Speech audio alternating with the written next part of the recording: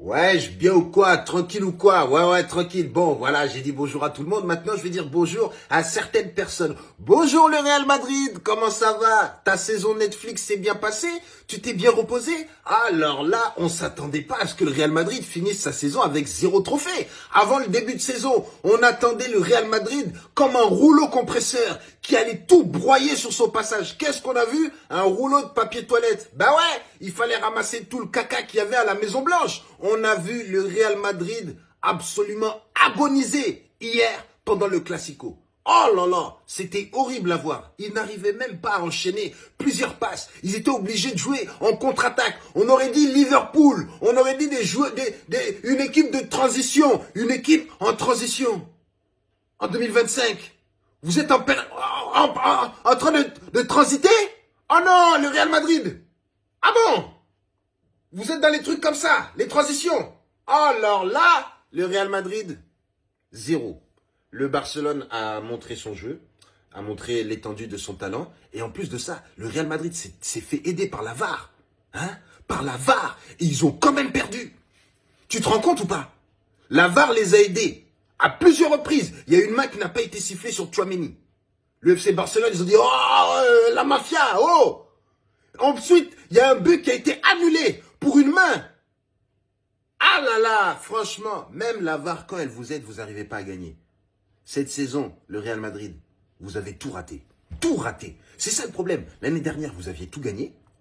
Cette année, Mbappé, il arrive et vous commencez à vouloir faire en sorte que Mbappé mette tous les buts. Mais attendez, vous voulez que Mbappé il marque ou vous voulez des trophées? Je comprends pas. Dès que vous avez le ballon, vous balancez devant. Non. Là, Mbappé, il a le même problème qu'au Paris Saint-Germain. Il doit tout faire tout seul. On lui balance le ballon, on lui dit, allez, vas-y, fais tes trucs là comme en Coupe du Monde. Mais attendez, Vinicius, hein? Ils sont où les buts de l'année dernière? Et Bellingham, ils sont où les buts de l'année dernière? Et Rodrigo, ils sont où les buts de l'année dernière?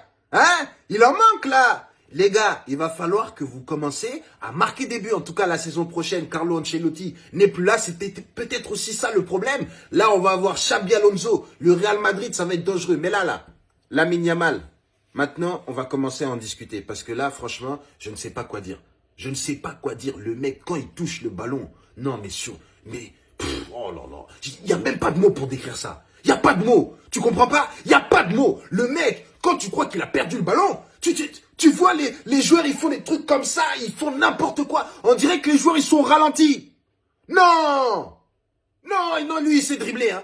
Il sait dribbler. En fait, c'est pas comme Ousmane Dembélé. Ousmane Dembélé, il t'efface. Et puis, il te broie. Et puis, on n'entend plus parler de toi. Alors que Lamine Yamal, il est là.